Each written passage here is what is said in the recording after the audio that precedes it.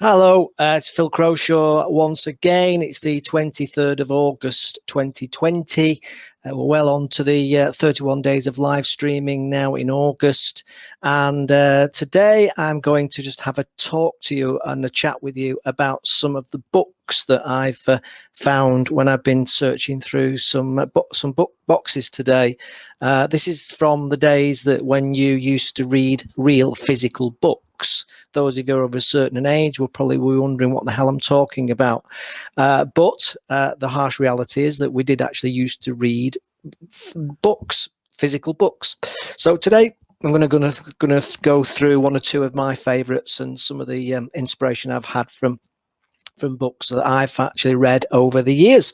So let's have a look at some of the books that have inspired me. There we go. I want to be there and baby dance the night away. I let my head down if I want. Don't you just get tired chasing fame and being pretty all the time? Doesn't sound like fun. You can do better. Let me show you what a good time looks like. You can do better. You can do better. Let me show you what a good time looks like. You can do better. I dare you to be wilder.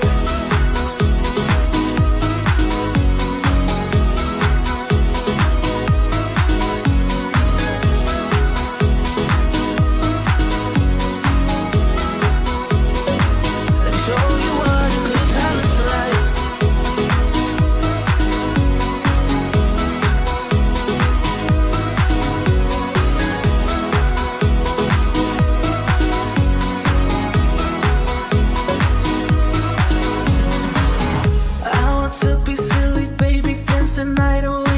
My shoes off if I want.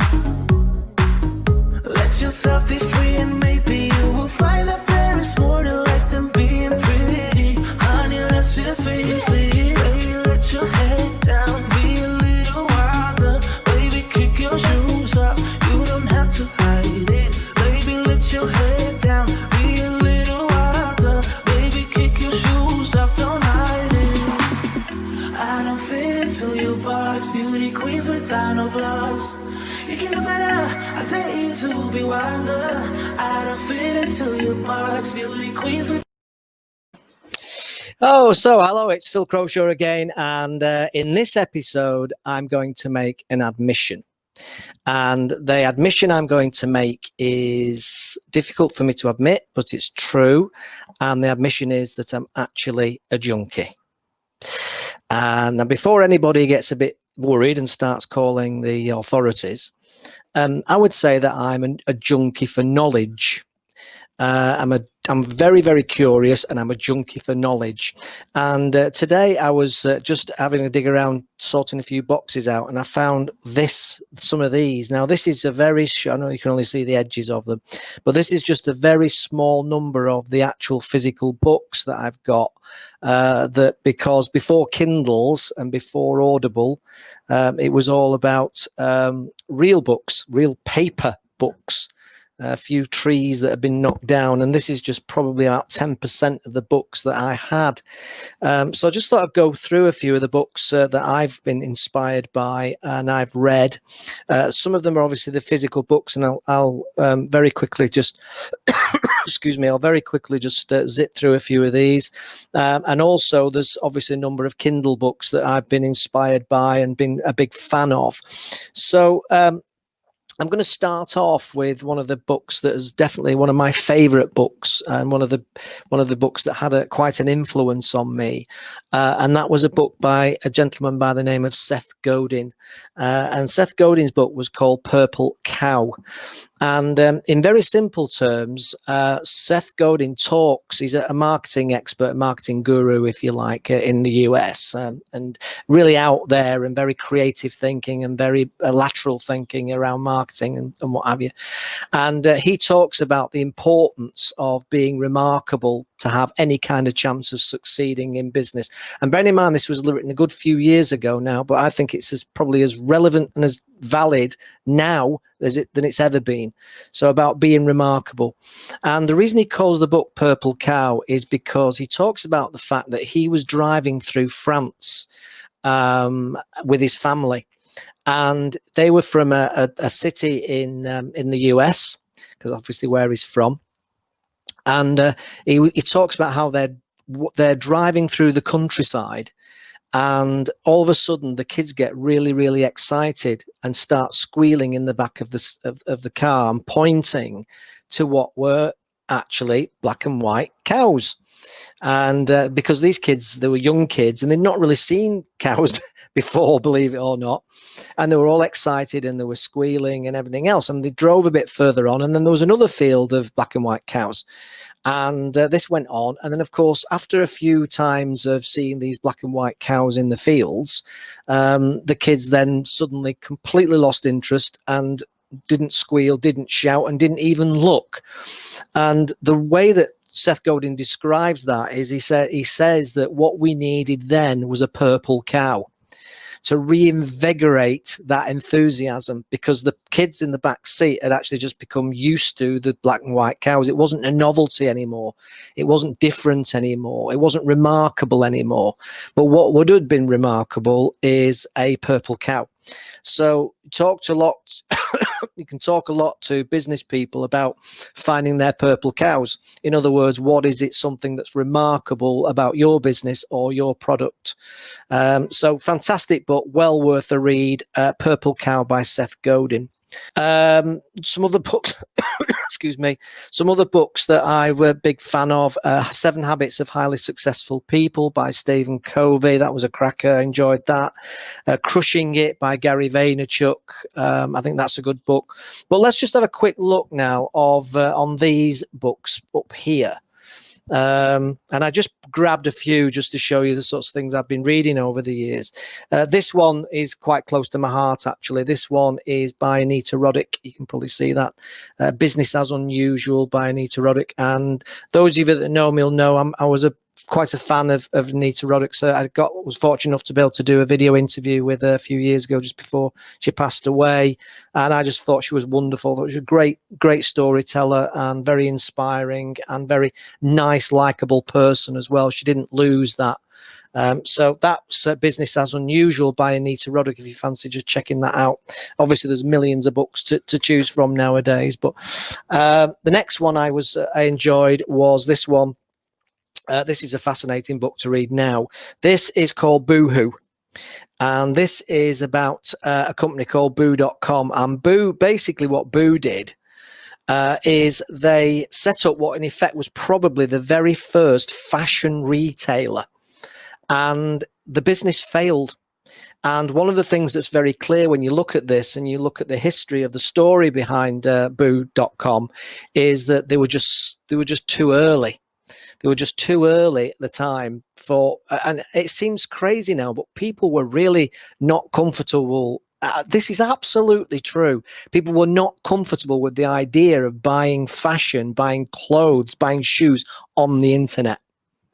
I am not bullshitting you. That is absolutely true. They were just not comfortable with watching.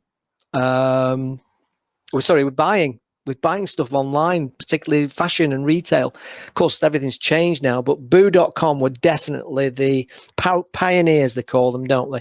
They were the pioneers in terms of buying online with particular reference to clothes. And this particular book is all about their journey and what happened and how it happened and how they got to where they got to. It's a fascinating look from an historical point of view, I would say. Really cracking book, worth a look.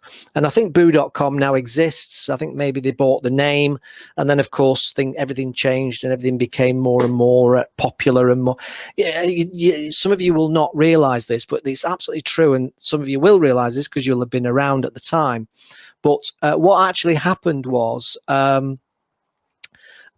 people would not put their debit card onto the internet because there were a number of talks about scams and about uncertainties of what's happening to the data and everything else. And there were a lot of people, very significant numbers of people, who would not put their debit or credit card onto a website. So the younger ones will think I'm talking gibberish.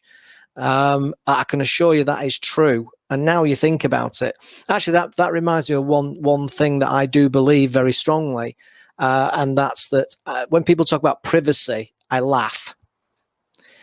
And I'm just going to give you my view. It's always like everything I do, it's my view. If you think privacy exists online in any shape or form, I think personally you are deluded.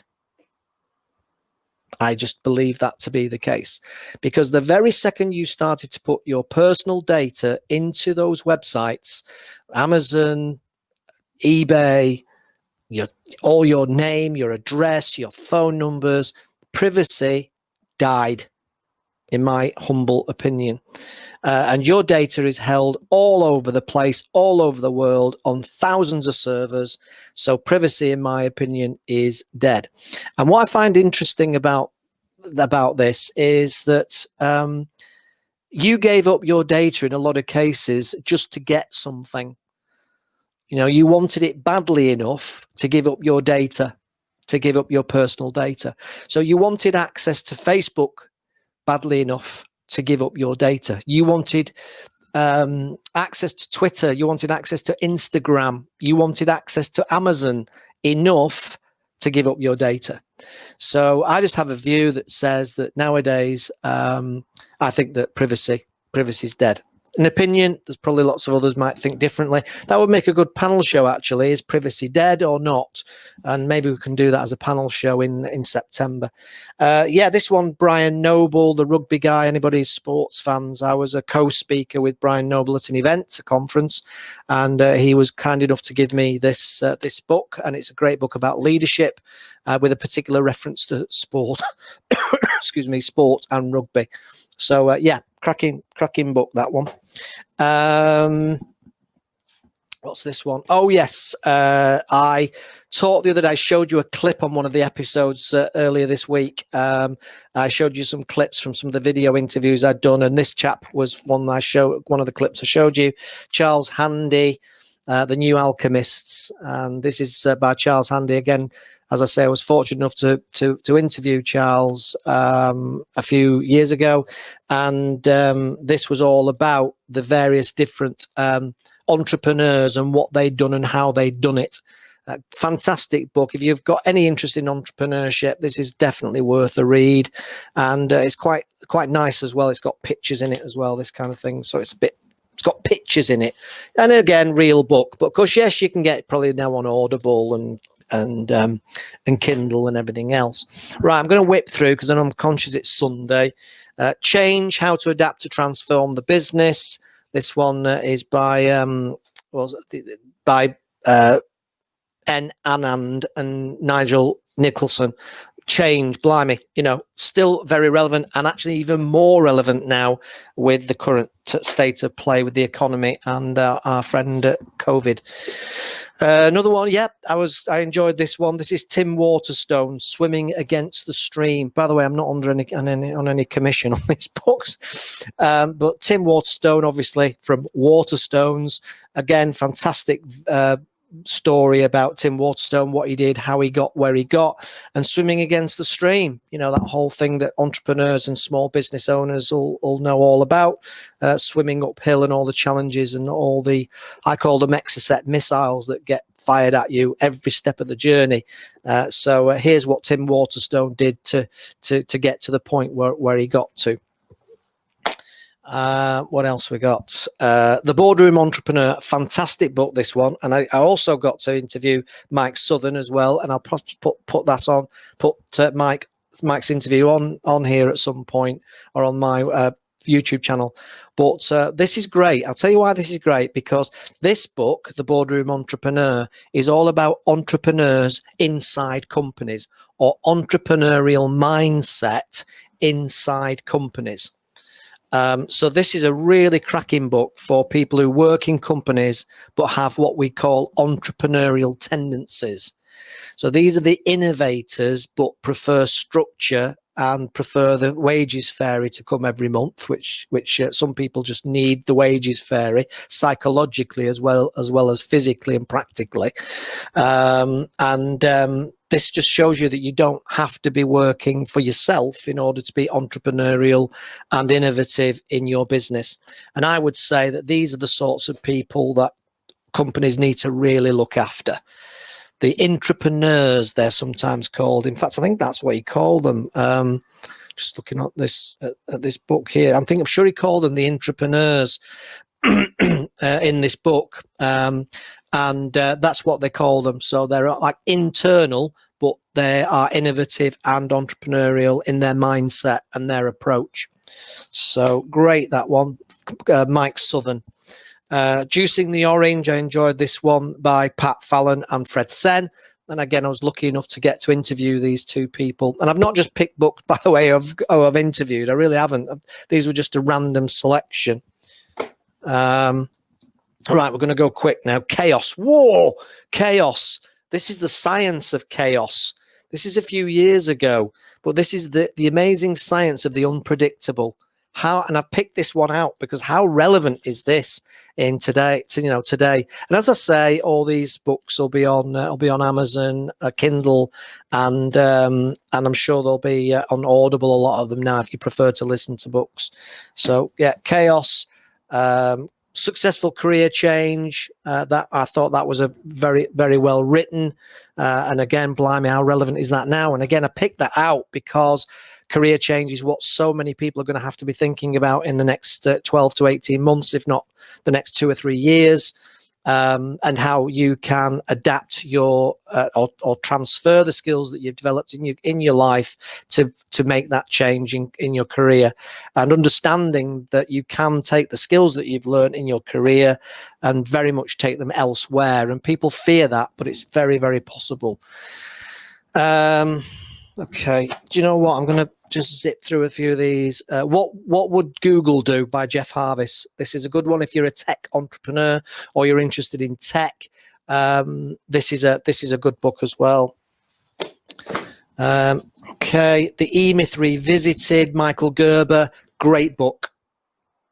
Great book. Again, I know you can get this on Kindle, and in fact, this is actually a course now as well. The E-Myth Revisited. I am coming to the end of this. Probably chose too many, but I'm going to see them through. Branson, a biography, and this one I enjoyed, from an entrepreneurial point of view, but by Tom Bauer. So this was a biography looking at the guy from an outside perspective rather than him showing off what he thinks. And again, very interesting in terms of an insight into the man.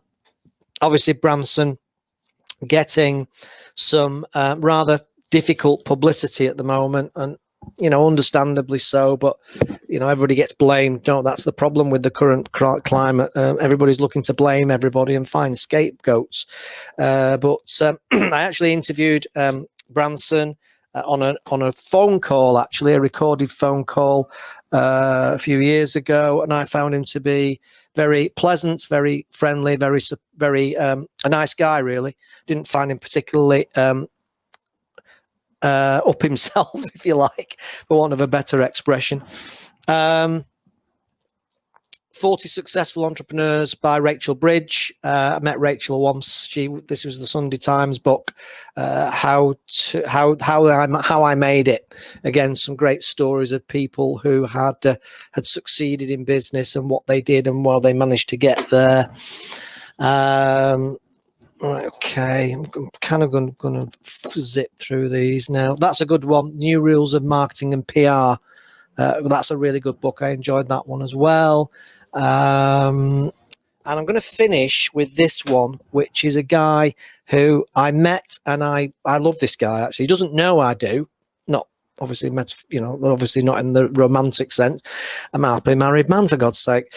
So yeah, Ideas Man, Shed Simov. This guy is amazing. Check this guy out. Check him out on YouTube. He has come up with some of the most amazing, funny, quirky products I've ever seen in my life. There's one which I'm not going to mention on here because it's a bit rude in a sense, or at least it involves some language that I probably wouldn't use on a live stream. Not saying I wouldn't use it off air, but on a live stream, maybe not. But it really made me laugh when he showed me what he'd done. But one of the other things he did, which is slightly less risque, is he produced a product called Martin Luther King. And yes, it was a loofah. It was a sponge. and it was in the shape of Martin Luther King, and he called it Martin Luther King. You know, I mean, blimey, absolutely fantastic. Great story as well. He worked for, I think he worked on Big Brother, and he did some amazing things to get the job. He did some really creative things to get the job. So I think that'll do us for now. I think that's enough for now.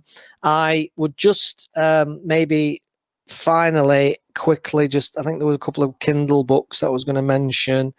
Yeah, Brendan Burchard, High Performance Habits. But the very, very best book I've ever read, ever in my life, by a country mile, is How to Make Your Business Work for You by a guy called Phil Croshaw and Brian James. They co-produced this book together, and apparently it's available in all good charity shops. I think you can get a signed copy for about 75p now.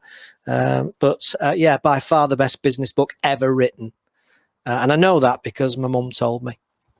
You can't get it. It's not available. I only give it away to when I do conferences and things like that. So I'm afraid I don't sell it. Maybe I should, but I don't, because I've just always used it as a content approach to things. If you do want a copy, I might have a few spare. So do give me a shout if you want a copy. That's it. We're done. 30 minutes. And that's the 23rd of August. The 31 days. We're still going strong. We're still there. Tomorrow morning, I'm joined by Sam Fitton, who's I've mentioned yesterday, who's a magician and an amazing guy. And we're going to be talking about magic. Not a lot. Yeah. Okay. All right. I need to get out more. So Sam Fitton, 10:30 tomorrow, will be on with me as my guest, and I'm very much hope you'll get the chance to join us. If you're watching this as a recorded, that's fine as well, of course, but hopefully there's a few books there that you can buy, or you can rent, or you can download off the internet. But you'll find that some of these books are well worth a look through or a flick through. Certainly some of my favorites. Only probably 10% of the books that I've got, but hopefully you'll get an idea of some of the things that are available. So that's it. That's my final say on the matter, and my final statement about the fact that, like I said at the start, I'm sorry, but I am a junkie. I'm a learning and development junkie, and that's why I can't get enough of learning and development and books and audibles and everything else. And that's just me. So thanks very much for joining me tonight. I know it's a Sunday. I know it's quite late again, but hopefully I will see you and catch you tomorrow morning at 10:30 for the Sam Fitton interview. My name's Phil Croshaw, and I will see you very soon. Thank you. Bye for now.